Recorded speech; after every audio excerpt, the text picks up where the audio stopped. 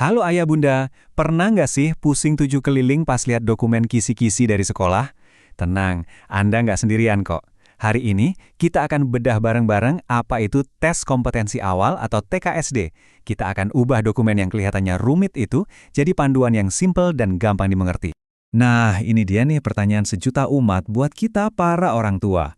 Di antara tumpukan materi pelajaran, sebenarnya kemampuan apa sih yang paling esensial dan benar-benar diuji?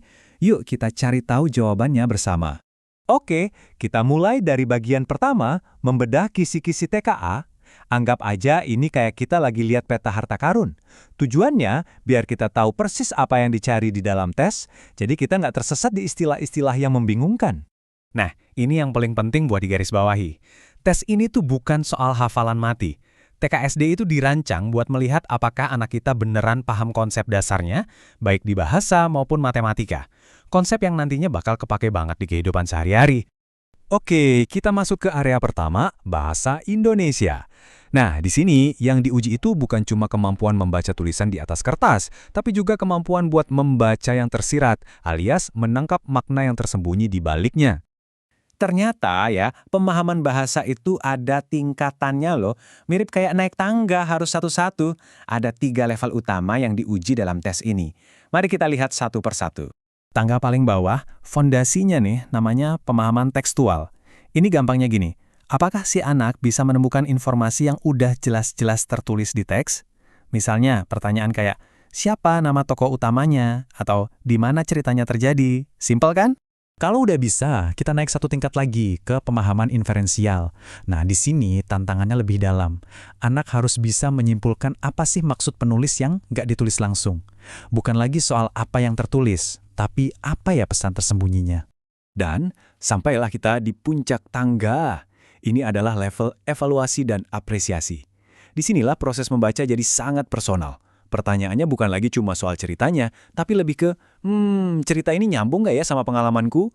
Anak diajak buat berpikir dan menghubungkan bacaan dengan dunia mereka sendiri. Oke, cukup soal bahasa. Sekarang kita pindah ke dunia angka, matematika. Sama seperti bahasa, matematika juga punya fondasi yang kokoh, dan fondasi utamanya adalah pemahaman soal bilangan. Konsep pertama yang penting banget itu adalah memahami hubungan antar bilangan. Intinya simpel kok, bagaimana satu nilai yang sama bisa ditulis dalam berbagai bentuk yang berbeda. Yuk kita lihat contohnya. Misalnya ya, nilai setengah. Kita bisa tulis dalam bentuk pecahan seperti ini, 1/2. Tapi bisa juga loh ditulis dalam bentuk desimal, yaitu 0,5. Atau bahkan dalam bentuk persen ya kan, 50%. Tiga-tiganya ini beda cara nulisnya, tapi nilainya sama persis. Kemampuan untuk melihat, oh ini tuh sama aja, inilah yang diuji. Selanjutnya, ada 2 konsep yang sering banget bikin anak-anak pusing, KPK dan FPB. Sederhananya gini, KPK itu kita cari kelipatan barengan yang paling kecil, sementara FPB kita cari faktor atau pembagi barengan yang paling gede. Keduanya ini alat yang penting banget dalam matematika dasar. Oke, dari angka-angka murni, kita geser yuk ke matematika yang lebih kelihatan di sekitar kita, lewat bentuk, ukuran, dan data. Selamat datang di dunia geometri dan pengukuran. Nah, ini dia perbedaan mendasar yang sering ketukar. Gampangnya, gini, keliling itu ibaratnya kita jalan mengitari taman, mengukur panjang pagarnya. Kalau luas, itu kita lagi mengukur rumput yang ada di dalam taman itu. Beda kan? Jadi, ranah ini tuh luas banget cakupannya. Mulai dari mengenali bangun datar kayak segitiga, bangun ruang kayak kubus, sampai ke hal-hal yang super praktis di kehidupan sehari-hari. Misalnya, mengukur panjang meja, volume air di botol, atau bahkan menghitung durasi waktu. Eits, nggak cuma itu. Ada satu lagi skill matematika zaman now yang penting banget, yaitu melek data. Tes ini mau lihat apakah anak kita bisa membaca informasi dari data yang disajikan dalam bentuk tabel atau gambar. Misalnya, data bisa disajikan dalam tabel yang rapi kayak gini. Kita bisa langsung lihat, oh apelnya ada 5, jeruknya ada 8.